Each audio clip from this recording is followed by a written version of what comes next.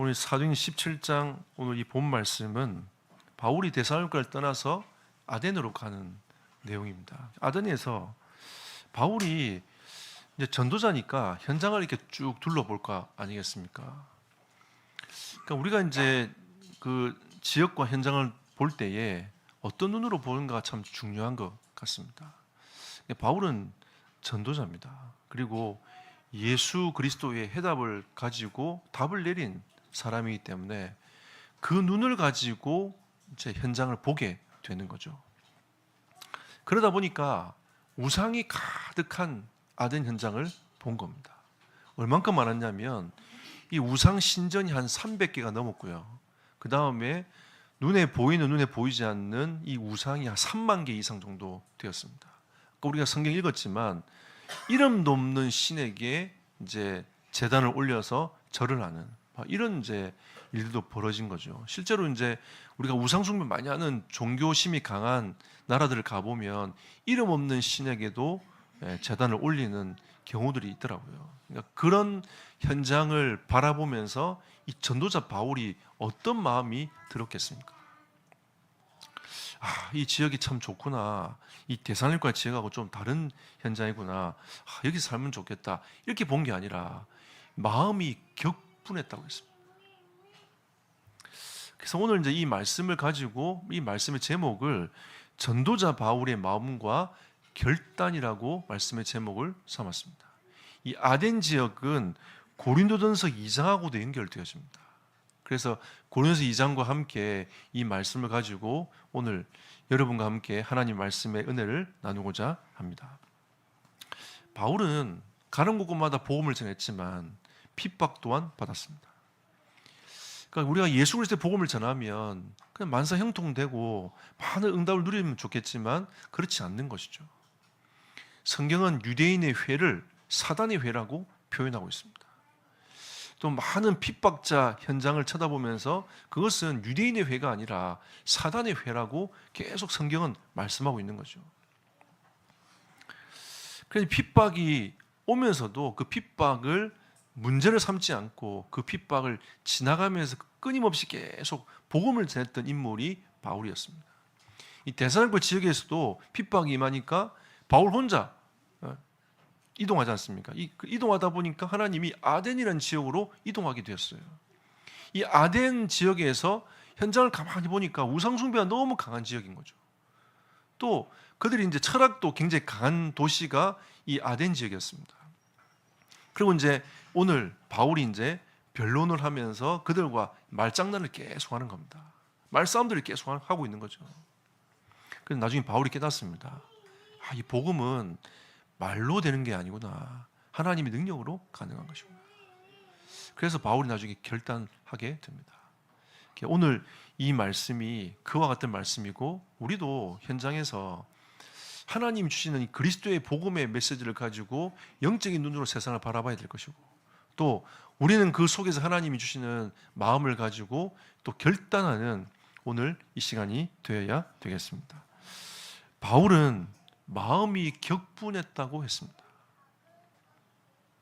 이 격분이란 말은 갑자기 보면서 내가 성질이 들어와가지고 뭐 사건과 문제가 왔을 때 막 성질을 와락 내고 있는 그런 격분이 아닙니다.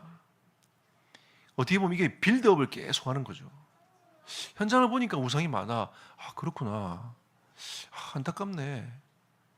이런 마음을 가진 거죠. 또 가다 보니까 신전이 너무 많아. 이 심각한 도시구나. 그런데 이름 없는 신들이까지 제사를 지내고 단을 쌓고 있는 겁니다. 그리고 사람들이 가만히 보면 종교심이 많은데 이 예수 그리스도의 복음을 들은 적이 없어. 마음이 애통하고 한탄스러운 거죠. 그러면 우상숭배 많이 하는 지역은 또 어떻습니까? 영적으로 어둡단 말이죠. 영적으로 고통당하는 사람들을 가만히 바라보면서 바울이 마음이 격분하게 된 겁니다. 현장은 그렇게 본 거죠. 우리가 지금 신관동 지역을 들어가고 있습니다. 우리가 겉으로 보기에는 그냥 사람들이 그렇게 살고 있는 것처럼 보이지만 실제로 들어가 보니까 귀신을 섬기는 사람들, 귀신에게 잡힌 사람들, 신을 받기 직전인 사람들 안타까운 거죠. 제가 오늘도 그 김밥집을 예배 마치면 갈 건데 그 예전에 그 그 제가 주일마다 지교회 가기 전에 갔던 그 김밥집 그 옛날 주인 사장님이 신을 받았어요. 그러니까 제 마음이 격분하더라고요. 내가 왜 그렇게 살았을까? 내가 왜 그분에게 복음을 전가하지 못했을까? 정말 이 예수 그리스도의 복음만이 답인데 왜 내가 이 복음을 전가하지 못했을까? 이런 마음이 들더라니까요. 바울도 마찬가지였습니다. 복음을 전하다 쫓겨왔지만 이 아덴을 가만히 보니까 마음이 격분한 거죠. 이 사람들에게 복음만 들어가면 될 텐데, 그럼 이 사람들이 살 텐데 라고 하면서 마음이 점점 하나님을 향하여, 현장을 향하여 가슴이 막 뛰기 시작하는 겁니다. 우리에게도 이런 마음이 뛰기를 예수 이름으로 축복합니다. 우리 현장을 쳐다보면서 이런 마음이 들기를, 바울이 현장을 쳐다보면 마음이 격분했던 것처럼 우리도 영안을 열어서 하나님의 마음을 가슴에 담는 은혜가 있기를 축복합니다. 사도행전 17장 16절에 보니까 우상이 가득한 현장을 보았다 했어요. 우리 현장은 다릅니까, 여러분? 똑같습니다. 한국 현장은 다릅니까? 똑같습니다. 제가 처음에 공주 와보니까 저기 계룡산에 굿당만 500개였어요. 얼마나 전문적이냐. 지역 사람들만 오는, 그 도시 사람들만 오는 그런 굿당도 있어요. 제가 한번 그 굿당을 다 돈다고 막 그 계룡산을 다 뒤지면서 들어가 봤더니 한 곳은 부산 사람들만 오는 굿당도 있더라고요. 야, 그래서 제가 부산 사람이라고 했습니다. 그때 웃더라고요. 방방마다 있잖아요. 기도처를 만들어 놓고 그 부산 사람들이 와가지고 거기 쉬면서 기도하면서 자기 신에게 기도하는 거. 안타깝더라고요. 그러니까 하루는 또 굿당이 있는데 젊은 20대 초반 아이들이, 여자들이 줄을 서 있는 겁니다. 그래서 제가 물었어요. 네 위에 왜 있냐고. 신 받으라고 줄 서 있다는 겁니다. 그리고 또 막 굿을 내요. 인형 둘 가지고, 남자 여자 인형을 가지고 막 구슬하면서 하고 있는 겁니다. 그래서 제가 무속인을 물었어요. 지금 뭐 하고 있냐니까. 영혼 결혼식을 하고 있다는 겁니다. 얘들이 결혼을 해야 되는데 결혼 못하고 죽은 거예요. 그러니까 영혼 결혼식을 시킨다는 겁니다. 안타깝더라고요. 하나님이 이런 땅에 하나님께서 이 교회를 세우기를 원하셨구나. 저는 사실은 이 공주 땅에 교회를 세우고 싶은 마음이 없었어요. 왜냐하면 교회 가만히 보니까 230개가 돼, 교회가. 제가 만약 교회를 시작하면 그때 뭐 우리 이경혜 장로님 뭐 몇 분밖에 없었으니까 이분들하고 교회를 지어가지고 교회를 시작할 건 아닌 것 같고, 제가 보니까 해봐야 조그만한 뭐 상가 하나 빌려가지고 예배할 텐데, 그럼 또 상가 빌리면 얼마나 또 교회가 시끄럽습니까? 금요일날 또 주의하면서 부르짖어야 될 거 아닙니까? 그럼 또 지나가는 사람들에게는 그게 또 민폐야. 제가 하나님 앞에 그런 얘기했다니, 하나님 230개 교회가 되는데 또 민폐 끼치는 교회 하나를 세워야 되겠습니까? 제가 그렇게 질문했다니까요. 근데 하나님이 굿당 500개를 보여주시는 겁니다. 그리고 이 공주를 둘러싸, 공주가 분지거든요. 공주를 둘러싸고 있는 이 사차 남자가 200개가 돼요. 그리고 깃대 꽂혀가지고 깃발 나불리고 있는 이 깃발이 한 1000군데 되더라고요. 가슴이 막 뛰어요. 우리가 이 현장을 쳐다보고, 우상이 가득한 현장을 쳐다보고 하나님 우리에게 어떤 마음을 가슴에 품게 하실 겁니다. 그리고 이 시골에 마릴 성도 예수 그리스도 들어와 있어요. 저는 공주에 있으면 차를 잘 안 탑니다. 왜냐하면 걸어 다녀야 깊이 보여요. 깊이 보입니다. 그러면 걸어 다니다 보면 마릴 성도에서 파송한 선교사들이 둘이 짝지어서 다녀요. 계속 다닙니다. 젊은 애들이에요. 20대 초반. 그 20대 젊은 시대에 자기 인생을 여기에다 드리는 겁니다. 제가 그 미국 가가지고 몰몬기 한번 가봤거든요. 완전히 신비주의예요. 성경을 갖고 있는데도 몰몬격이 따로 있어요. 그러면서 자기들이 계시를 받았다는 겁니다. 그래서 몰몬경에 있는 거예요. 이 우상이 가득한 현장, 진짜 이 복음만 증거되면 되는 현장인데 복음이 증거되지 못해서 어둠이 덮어있는 공주와 교육도시입니다, 여러분. 그런데 제가 그때 분석할 때는 자살률 1위였고 교통사고율 1위였어요. 충청남도에서. 여러분 다리 지나갈 때 펜스 치는 거 안 봤습니까? 자꾸 떨어져 죽으니까 펜스를 친 겁니다. 소식들 계속 들어와요. 고등학생이 자살했다면서. 이런 일이 계속 들어오는 겁니다. 학원 현장이 비어있지 않습니까? 복음 전하고 간 사람이 없어요.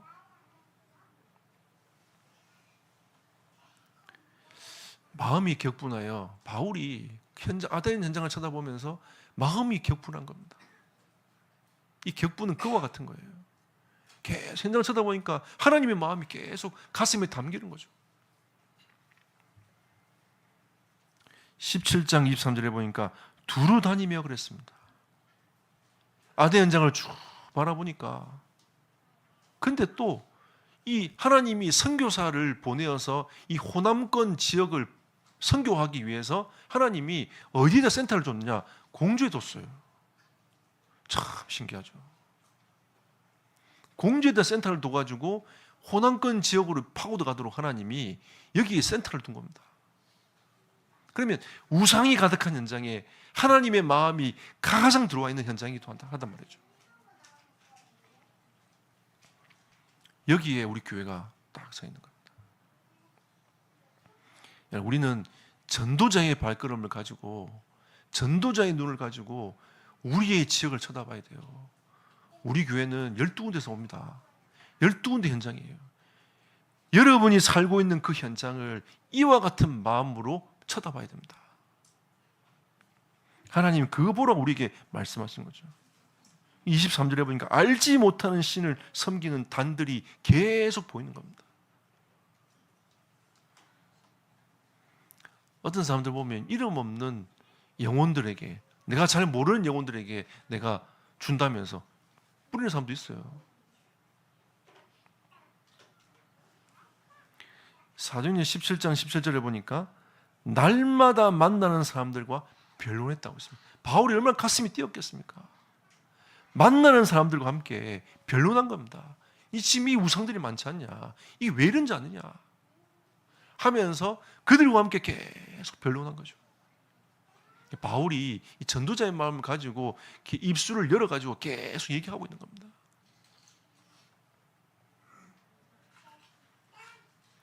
그리고 사도행전 17장 22절 31절에 아레오바고 광장에서 변론하죠. 광장에서 가야 사람들이 확 모이는 겁니다. 이 아덴 지역 사람들은 기존에 있던 것에 대해서는 별로 관심이 없어요. 바울이 와가지고 새로운 얘기를 계속하니까 그 얘기가 뭐라고 했죠? 예수의 죽으심과 부활에 대해서 계속 얘기하니까 뭐지? 새로운 건갑다 하면서 사람들이 몰려와가지고 광장에서 바울이 하는 얘기를 듣고 싶어서 온 겁니다. 왜냐하면 철학의 도시니까, 또 이성의 다른 이론에 관심 갖고 있으니까, 또 다른 종교에 관심 갖고 있으니까 사람들이 몰려가지고 광장에 모였단 말이죠. 거기에서 바울이 뭐라고 얘기하냐면 하나님만이 참신이시다 얘기합니다. 그리고 너희들이 지금 하고 있는 그 행위가 다 우상숭배야. 그래서 너희가 하나님 앞에 회개해라. 참신은 하나님밖에 없지 않냐. 너희가 그들 신을 섬기지 말고 하나님을 섬겨라. 회개하고 하나님께 돌아온다 라고 얘기하는 거죠. 그리고 그리스도의 죽음과 부활을 증거합니다. 그리스도의 죽으심이 너희들의 죄를 위함이고 그분이 부활하사 모든 사망 권세를 깨고 우리를 완전한 구원의 길로 인도하셨다. 우리에게 구원의 길은 예수 그리스도밖에 없다라고 얘기하고 있는 겁니다. 지금 많은 신학자들은요, 종교 다원주의를 얘기하고 있습니다.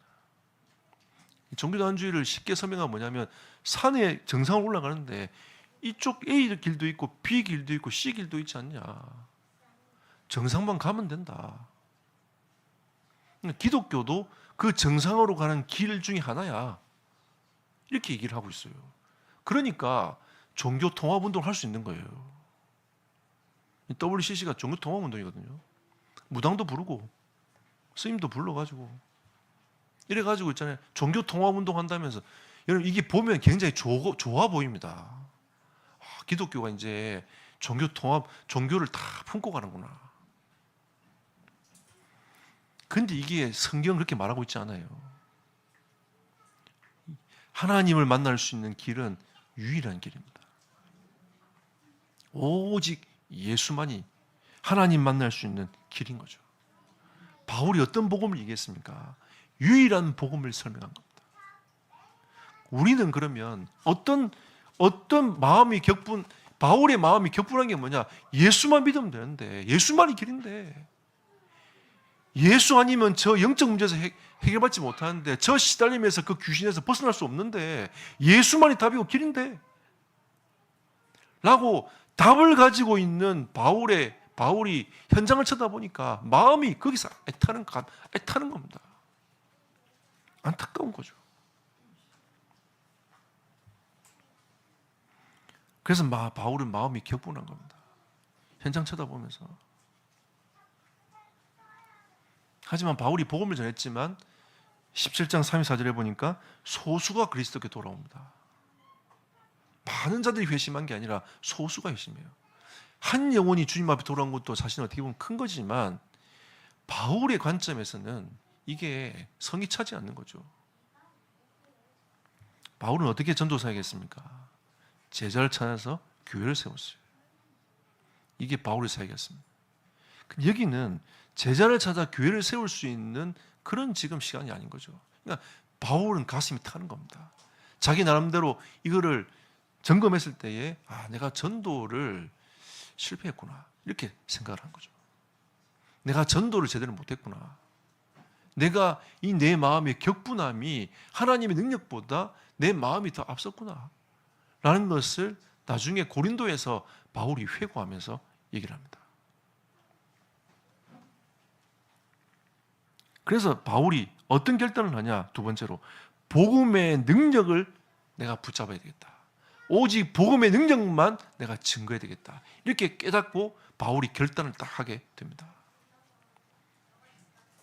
여러분 고린도전서 2장 4절에 보니까 전도함이 설득력 있는 지혜의 말로 하지 아니한다고 했습니다. 제가 우리 전도합시다. 복음을 얘기합시다. 이러면 대부분 성도들이 뭐라고 하냐면 저는 지혜가 없어요. 난 할 말이 없어요. 나 이게 정리도 안 됐어요. 막 이런 얘기들 주로 많이 합니다. 그 말이 여러분 맞는 말이지만 틀린 말입니다. 오늘 말씀 보십시오. 전도함이 설득력이 있는 지혜의 말로 하지 않냐고. 바울이 얼마나 말을 잘했습니까? 바울이 정말 말을 잘하는 사람입니다. 논리를 가지고 말을 잘하는 22절부터 31절까지 하는 이 바울의 논리를 보십시오. 얘기를 하면서 그들을 설득시키기 위한 일들을 쭉 해나갑니다. 근데 바울이 뭐라고 하냐면 전도가 설득력 있는 지혜의 말로 아니한다. 뭐랍니까? 성령의 나타나심과 능력으로 하는 것이다. 이렇게 얘기합니다. 그러니까 여러분들이 내가 말을 못해서 내가 전도를 못해요. 그 말은 여러분 이제 핑계가 없어야 됩니다. 우리가 가지고 있는 이 전도는 그리스도 예수의 복음을 얘기하는 것은 성령의 나타나심과 능력으로 하는 것이다. 하나님 오늘도 나에게 만남을 주사 내 입을 열어주셔서 복음의 비밀을 담대히 말하게 하여 주옵소서. 우리의 기도는 그렇게 하면 돼요. 이번에 우리 현장 캠프 하면서 우리 노인정이들 같은 팀을 통해서 하나님이 생명들을 구원하게 하신 겁니다. 하나님이 우리의 걸음과 우리의 이 흐름이 하나님은 생명을 구원하는 걸음으로 하나님 인도를 쭉 하시는 거죠. 그러니까 우리의 능력과 말이 아니라는 겁니다. 설득력 한다고 됩니까 이게? 설득으로 되는 문제가 아니에요. 여러분 예수를 그리스도로 입으로 시인하는 것은 여러분 설득이 아니라 하나님의 능력과 은혜로만 가능한 겁니다. 여러분과 제가 예수님을 그리스도로 고백하는 거 있잖아요. 이거 여러분 얼떨결한 것처럼 보이지만 아닙니다. 하나님께서 하나님의 은혜로 능력으로 여러분이 입술을 열어서 예수님이 그리스도라고 고백하도록 만드신 거죠. 복음의 능력을 깨달은 바울이었습니다. 그전에는 바울이 복음 안 전했습니까? 엄청나게 복음, 자기 생명을 걸어가면서 복음을 전했던 사람입니다. 근데 아덴에서 보니까 자기 지식 가지고 이 사람들과 변론하고 토론하면 되겠다는 생각을 가지고 막 해본 거죠. 바울이 고린도전서를 쓰면서 이 얘기를 하고 있지 않습니까? 전도함이 설득 있는 지혜의 말로 되는 게 아니구나. 오직 성령으로 가능하구나. 하나님의 그 능력으로 가능한 것이구나. 우리가 어떻게 현장을 변화시킬 수 있겠습니까? 학원 보면 우리가 할 수 있습니까? 하나님의 능력을 의지하여 들어갑니다. 현장을 들어가는 거죠. 하나님의 능력을 의지하여 우리가 현장에 가서 예수 그리스도의 복음을 선포하는 것입니다. 고린도전서 2장 2절에 바울이 또 이렇게 고백합니다. 예수 그리스도와 그가 십자가에 못 박힌 것만 내가 알기로 작정했다. 내가 가지고 있는 지식, 내가 가지고 그동안 배웠던 것, 그 모든 것들을 내가 내려놓고 오직 그리스도만 내가 바라보기로 작정했다. 제가 지난 주간에 학교에 이제 교수님 한 분하고 식사를 하게 됐습니다. 이분이 저한테 그런 얘기를 하더라고요. 자기 인생의 스토리를 쭉 얘기하는데, 야, 엘리트예요. 야, 그러니까 이분은 독일어도 너무 잘하고, 영어도 잘하고, 한국어도 잘하고. 저는 한국어도 잘 안 되고, 언어 되는 게 별로 없고, 그게 없고. 그러니까 저하고 좀 다른 인생을 살아온 거죠. 이분은 엘리트 코스로 쫙. 그래서 이제 다 그분을 만나고 그분을 가르쳤던 교수들이 다 이제 자기 제자 삼아가지고 교수위원 시키려고 많은 일을 한 겁니다. 그리고 미국 아이비리그를 가기 위해서 학교에서 한 명을 선발했는데 됐어요. 그러니까 이제 굉장히 엘리트 수세인 거죠. 그러니까 가려고 딱 준비하고 있는데 하나님 그 길을 딱 막으셨어요. 그리고 이분이 어떤 신앙을 했냐면 다원주의 신앙을 했어요. 자기 스승 얘기를 하면서 얘기를 하더라고요.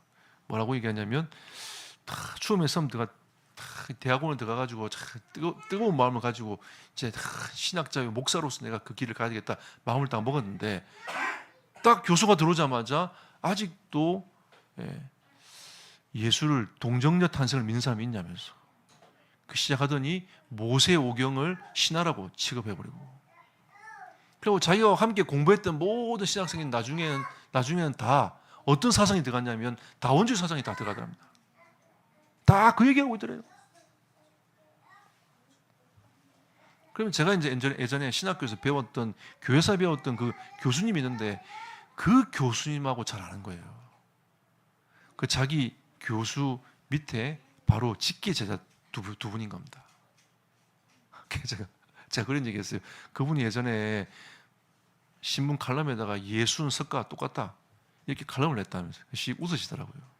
자기가 어떻게 배웠냐면 석가 예수 그리스도, 공자 예수 그리스도를 배웠대요. 그렇게 얘기하더라고요. 그러다가 이분이 어느 날 복음을 받게 된 겁니다. 자기의 신앙을 완전 바꾼 거죠. 하나님 은혜로. 제가 그 얘기 스토리를 듣는데 참 진짜 이분 하나님 은혜를 받은 분이구나. 자기가 정말 예수 그리스도의 복음을 자기는 전하고 살고 싶다면서 죽음의 고비도 여러 번 넘겼어요. 그러면서 그분이 뭐라고 했냐면 자기는 그리스도 때문에 모든 걸 다 버렸다면서. 왜냐하면 그 교수의 길도 다 버리고 싹 다 버린 거예요. 바울이 생각나더라고요. 자기의 모든 것, 그리스도를 얻기 위하여 자기의 모든 것을 다 버렸다면서. 그래서 제가 그랬습니다. 교수님만 할 수 있는 고백인 것 같습니다. 그래서 제가 그렇게 얘기했어요. 저는 그 고백할 수 없습니다. 나는 가진 게 없어가지고 버릴 게 별로 없다면서. 아는 게서 버리지. 우스갯소리로 그 얘기를 했어요. 진짜 하나님 은혜 아닙니까? 세상은 지금 메시지를 그렇게 쏟아내고 있어요. 쏟아내고 있다니까요. 전 세계에 메시지를 그렇게 쏟아내고 있어요. 하나님은 우리에게 예수 그리스도만이 길이라고 말씀하고 있는데, 그러니까 바울이 이 현장 저 현장을 가만히 보면 자기의 어떤 그 삶을 생각해 보면서 결단할 수밖에 없는 길로 계속 가는 겁니다. 오직 그리스도. 나는 그 그리스도의 십자가의 죽으심과 부활 외에는 난 증거하지 아니하겠다. 이렇게 결단으로 계속 가는 겁니다. 그러니까 이 고린도전서 1장 24절에 보니까 그리스도는 하나님의 능력이요 하나님의 지혜라고 했습니다. 그러니까 부르심을 받지 못한 유대인들에게는 거리끼는 것이 복음 아닙니까? 왜? 그 예수가 그리스도가 되면 안 돼. 유대인들에게는.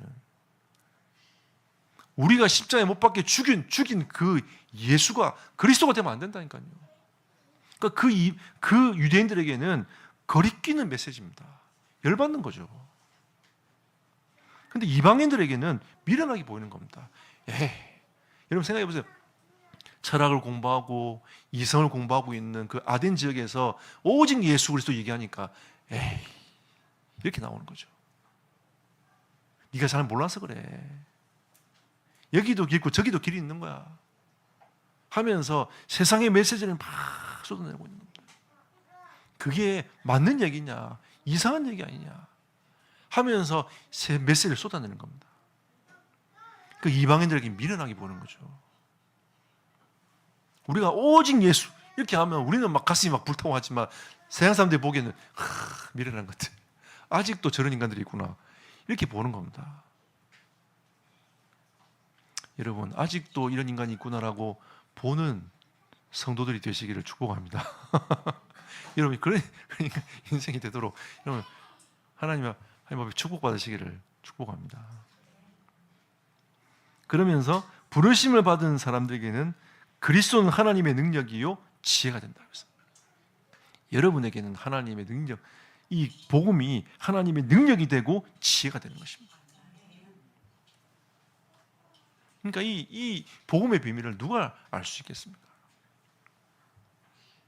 그래서 고린도전서 2장 5절에 보니까 믿음이 사람의 지혜에 있지 아니하고 하나님의 능력이 있다라고 말씀하고 있습니다. 내가 지혜를 많이 얻어가지고 그게 믿어지고 하는 게 아니라니까요. 하나님의 능력이 있다. 하나님의 진짜 은혜에 있다. 라고 하나님이 말씀하시는 겁니다. 진짜 여러분이 그리스도를 발견하고 그리스도 때문에 모든 것을 내어놓는 하나님의 은혜가 있기를 예수 이름으로 축복합니다. 바울의 결단이 여러분의 결단이 되기를 축복합니다. 결론 맺겠습니다. 예수만 발견하고 누리는 삶을 살아갑시다. 마태복음 17장 1절에서 8절에는 예수님께서 베드로를 데리고 변화산으로 가셨습니다. 예수님께서 베드로에게 주시고자 하는 메시지가 뭐였냐? 예수만 보이도록 하는 겁니다. 오직 예수만 보이도록 하는 거죠. 유대인의 전통은 모세도 바라봐야 돼요. 엘리야도 바라봐야 됩니다. 다윗도 바라봐야 돼요. 이게 유대의 전통 메시지입니다. 그런데 예수님께서 베드로에게 주시고자 하는 메시지는 뭐냐? 모세도 사라지고 엘리야도 사라지고 오직 예수만 남았더라. 오직 예수만 바라보게 하는, 예수만 발견되게 하는 그 하나님의 예수 그리스도의 메시지가 이 속에 담겨져 있는 거죠. 여러분 오직 예수만 발견하고 누리는 하나님의 사람이 되시기를 축복합니다. 요한복음 17장 3절에 보니까 영생은 유일한 참 하나님과 예수 그리스도를 아는 것이라고 했습니다. 여러분이 하나님을 알아가고 그리스도를 알아갈 때에 영원한 생명의 그 응답과 축복을 우리가 사는 날 동안에 누리게 된다는 겁니다. 우리는 그리스도를 영접하고 하나님의 자녀가 되어서 영원한 생명을 얻었지 않습니까? 우리가 하나님을 아는 만큼 우리는 누릴 수 있습니다. 그리스도를 아는 만큼 누릴 수 있어요. 여러분과 제가 하나님을 알고 그리스도를 아는데 힘을 쓰시기를 예수 이름으로 축복합니다. 그래서 더 풍성한 하나님의 자녀로서 삶을 살아가는 은혜가 있기를 축복합니다. 고린도전서 10장 23절 33절에 보니까 하나님은 우리에게 구원 사역과 하나님의 영광을 위한 삶을 살아가야 된다라고 바울이 얘기를 하고 있습니다. 고린도전서 10장을 한번 펴보시겠습니다. 교독하고 마무리를 하도록 하겠습니다.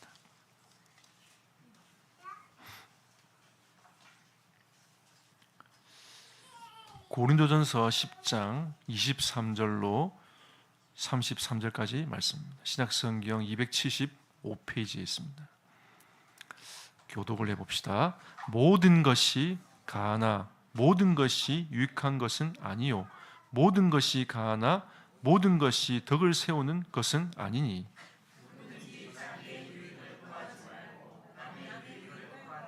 무릇 시장에서 파는 것은 양심을 위하여 묻지 말고 먹으라.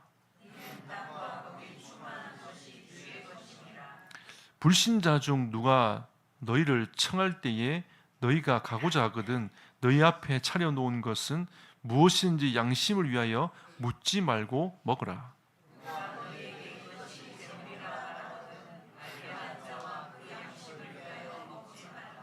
내가 말한 양심은 너희의 것이 아니요 남의 것이니 어찌하여 내 자유가 남의 양심으로 말미암아 판단을 받으리요.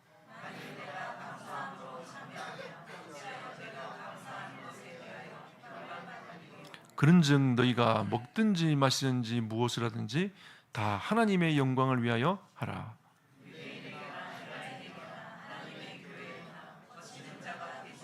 합독하겠습니다. 나와 같이 모든 일에 모든 사람을 기쁘게 하여 자신의 유익을 구하지 아니하고 많은 사람의 유익을 구하여 그들로 구원을 받게 하라. 아멘. 진짜 그리스도 안에서